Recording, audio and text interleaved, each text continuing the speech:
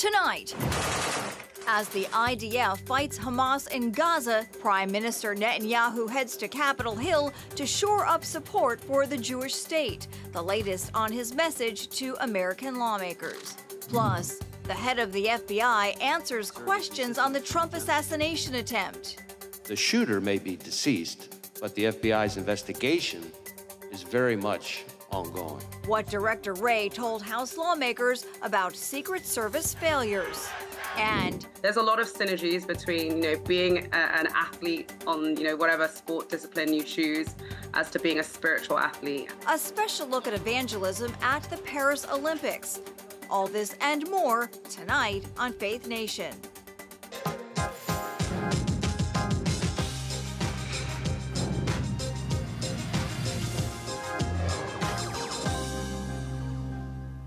Israel's leader addresses the world from the nation's capital. Welcome to Faith Nation. I'm John Jessup.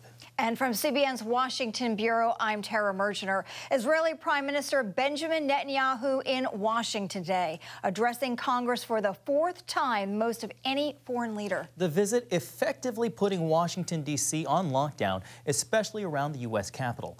Thousands out in force to protest the Prime Minister's handling of the war in Gaza, the failure to reach a ceasefire, and hostage negotiations. CBN National Security Correspondent Caitlin Burke is at the Capitol.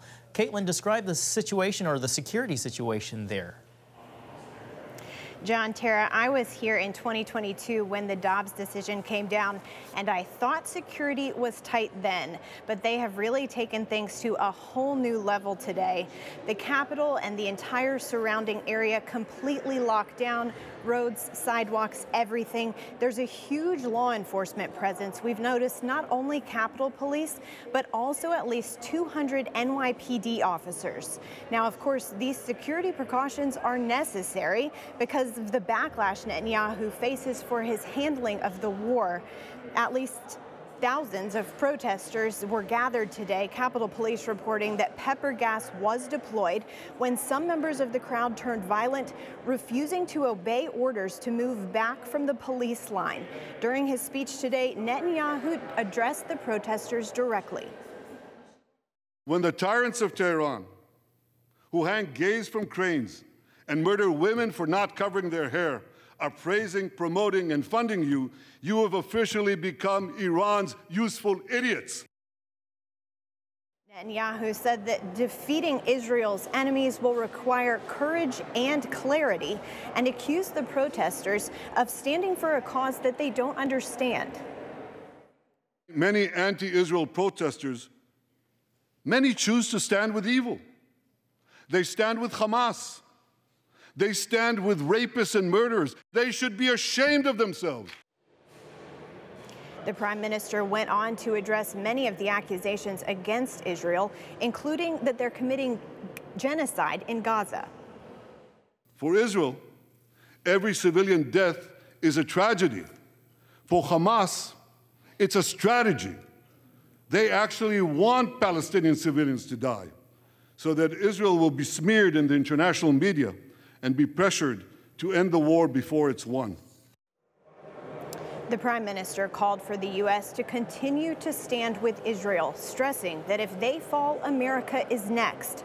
Meanwhile, the deep divisions in Congress over Netanyahu's leadership during the war on full display, with some Democratic members boycotting the speech, and Vice President Kamala Harris, the president of the Senate, also not in attendance.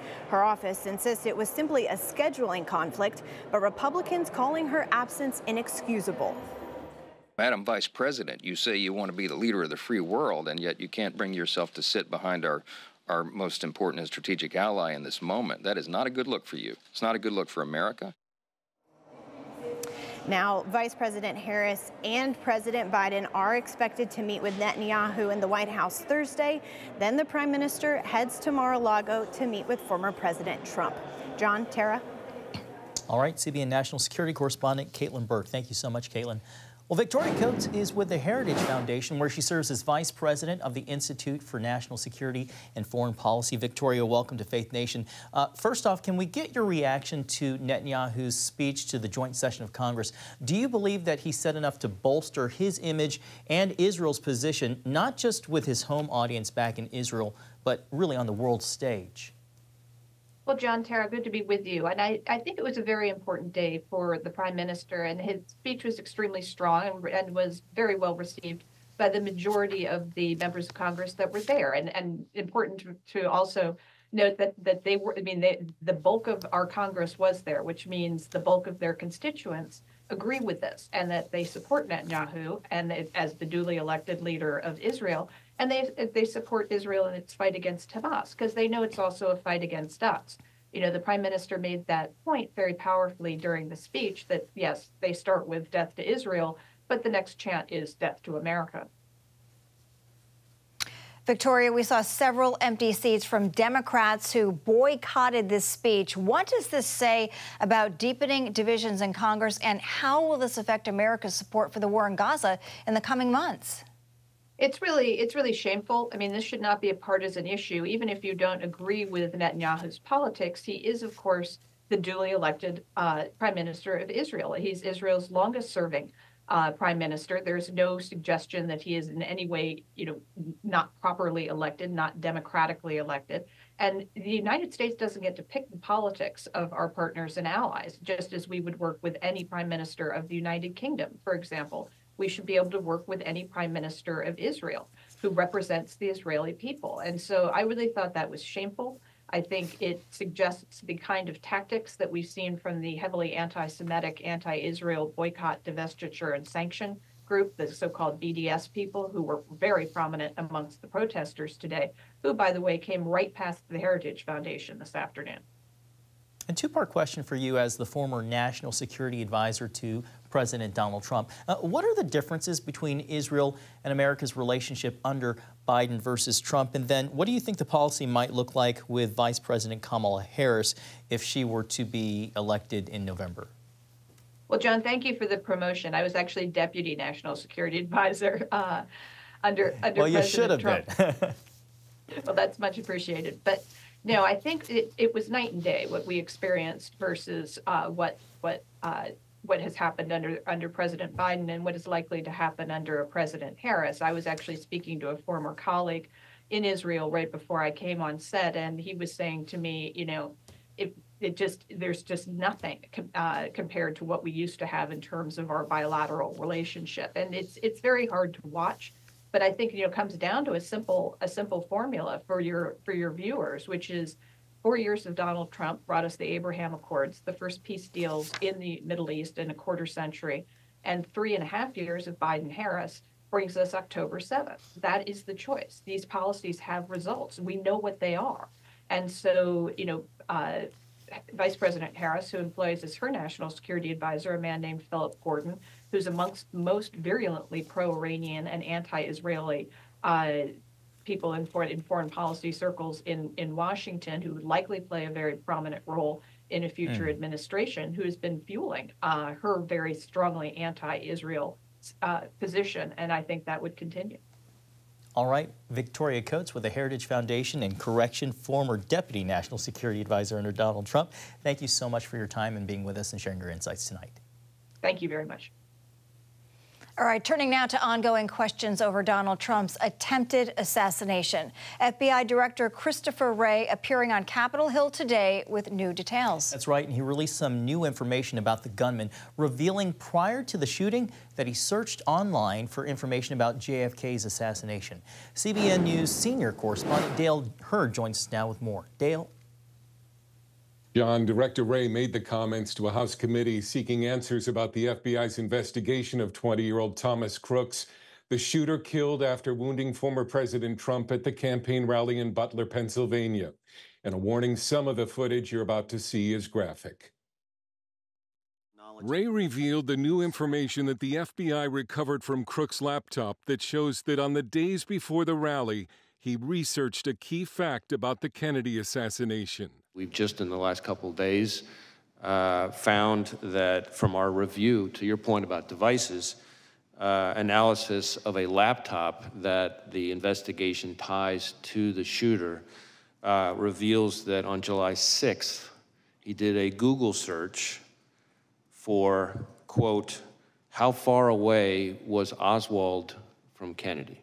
Video also released today reveals what took place moments after the attempted assassination. This is the guy that yes, that they sent yes, Beaver County sniper scene and sent the pictures out. This is him. Police body cam video shows officers and Secret Service agents on the roof of the building, approaching the body of the shooter, Thomas Matthew Crooks, his legs and rifle visible in the video. Rifle's right there, obviously. Crooks was on the building about 3 minutes before opening fire and fired 8 times into the rally before he was killed. Trump was shot in the ear. One rally attendee was killed and 2 others wounded. Today, committee members wanted to know from Wray how it could have happened. Why was Crooks allowed to get off 8 shots? Well, that, I think, is something we're still digging into. Why was President Trump not kept off the stage? We don't know the answer to that, but I want to be clear, and this is important because I think it goes to questions that I can and cannot answer. Our investigation, the FBI's mandate, is focused on the shooter and all things related to his attack. Wray told the committee his agency faces the highest threat level he's seen in his career. We are in an elevated threat environment, and we have been for some time.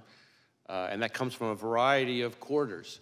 It is, quite frankly, a dangerous time to be a prominent public official. Wray also told the committee that so far nothing suggests Crooks wanted to kill any other political figures, that photos on his phone of President Biden were from news articles he had read. He said Crooks had not been on the FBI's radar before the shooting, and that on the day of the rally, he flew a drone near the rally site to scope out the venue. Wray pledged that the FBI will leave no stone unturned to get to the bottom of the shooting.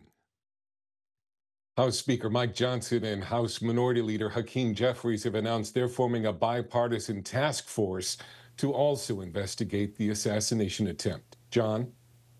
All right, Dale Hurd with the latest. Thank you so much, Dale.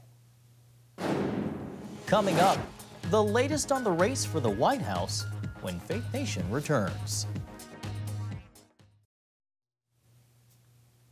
And welcome back. With just over 100 days until the election, the race between Donald Trump and likely Democratic nominee Kamala Harris is shaping up to be a close one. The first national poll since President Biden dropped out shows his current vice president with a 2-point lead over Trump.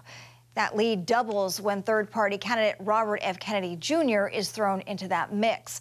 The Trump campaign downplayed the poll, chalking it up to a temporary boost in popularity after the big shakeup in the ticket. The race will ultimately come down to a handful of battleground states where Trump has been leading for weeks.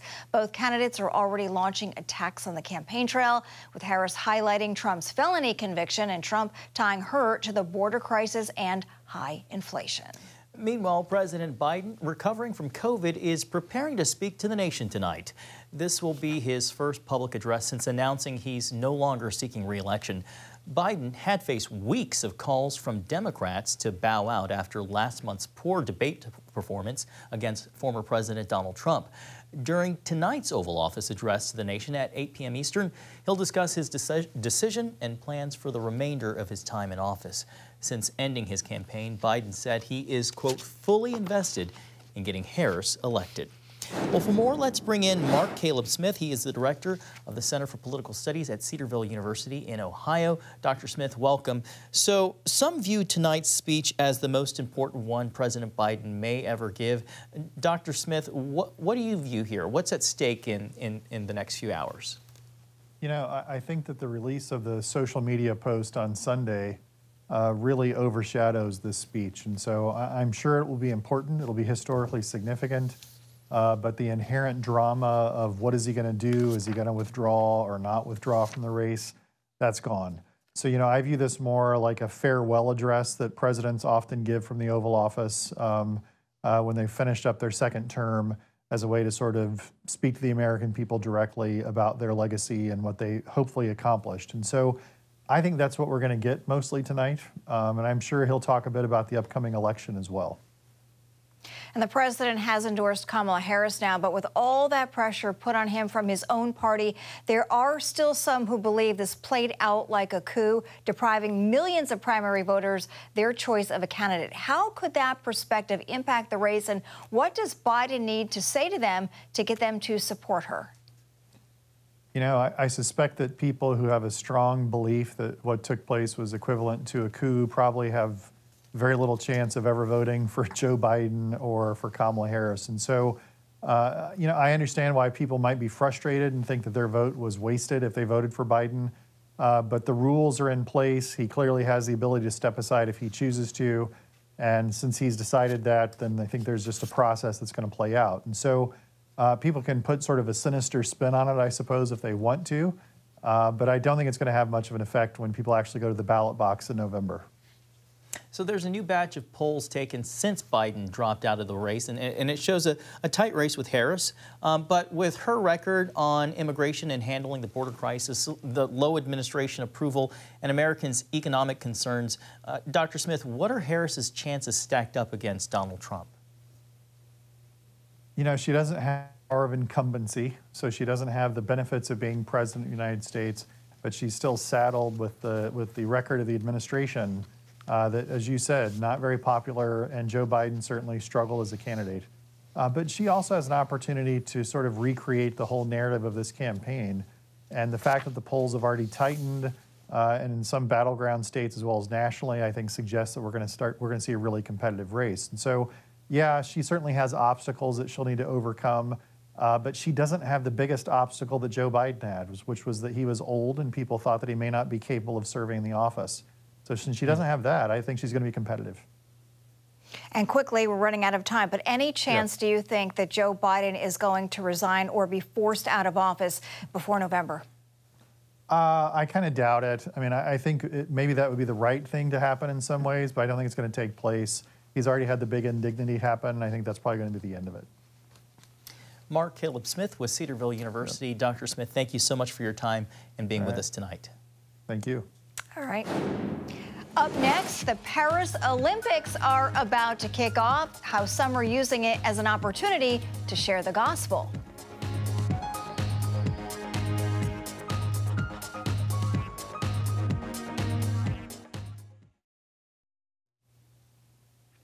All right, welcome back. Billions around the world, that's billions with a B, will tune in this week for the beginning of the Summer Olympics in Paris. Are you one of them? Maybe if I have time, but it's definitely exciting. I need to take some time out and enjoy them. Exciting indeed. And while most attention will focus on the athletes and the tally of medals, I spoke with athletes and ministries who see a golden opportunity for evangelism. I feel at the end of the day that I'm called to preach the good news. While Daniel Roberts secured a spot on Team USA running the 110-meter hurdles, being defined by his faith is more important than being viewed as an elite athlete. We're all here to worship God our own special way, and this is just a different way that I use my abilities and my gifts to bring glory to Him.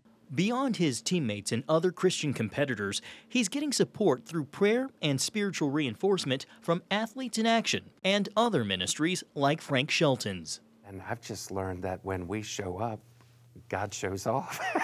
This is Shelton's 4th Olympics serving as a chaplain. His team of volunteers, including former Olympians, crosses paths with athletes, coaches, and visitors. Rio, we saw 1,054 people give their life to Christ, gold medalists, 3 Uber drivers, fans, spectators. He's hoping for even more in Paris, where streets flooded over in May with some 25,000 people at a March for Jesus. Youth with a Mission sees the Olympics through an evangelistic lens, partnering with Parisian churches for round-the-clock prayer and worship campaigns. Which is so cool just to see people coming from literally the ends of the world to Paris to proclaim Jesus.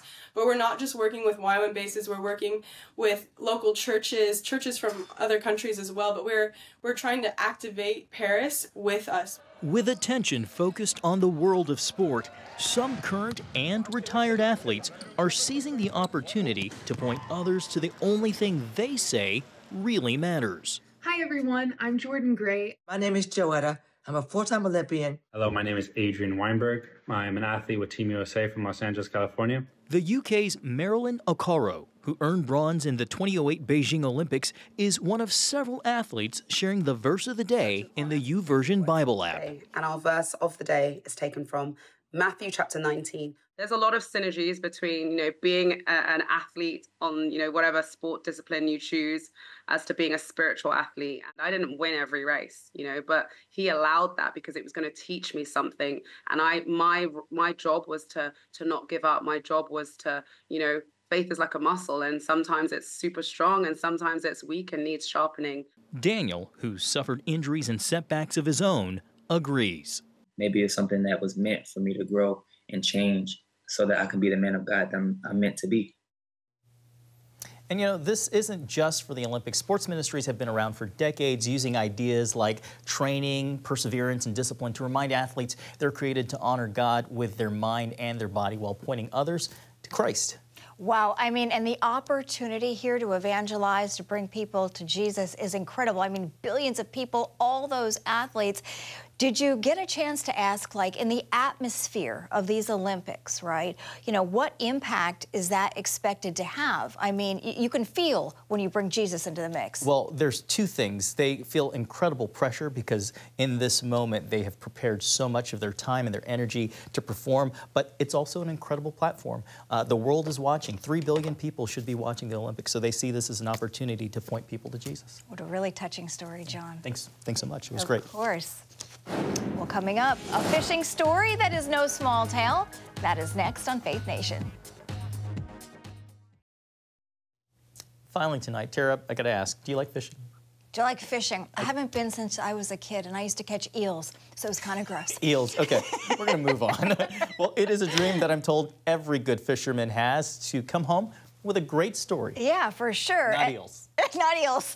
A group of boaters in New Hampshire, love that state, now have just that, and it is a whale of a tale, John. Early Tuesday morning off the coast of Portsmouth, where I used to have an office, a humpback whale exploded out of the water, capsizing a boat and throwing the 2 men on board into that water. Wow. 2 teens in a nearby boat who watched the scene unfold quickly pulled that fisherman out of the water unharmed, thank goodness, and they also caught the whole encounter on camera. Right time. I saw it come up, and I was just like, oh, it's going to hit the boat. And then it kind of, it started to flip. Oh, my goodness. The 40-ton whale was seen breaching the water several times that morning, most likely to feed, keeping its distance until that final leap. That scene not that unusual in New Hampshire waters. Right time, right place for those teams. You got that right. See you tomorrow. Thanks for watching. Have a good night.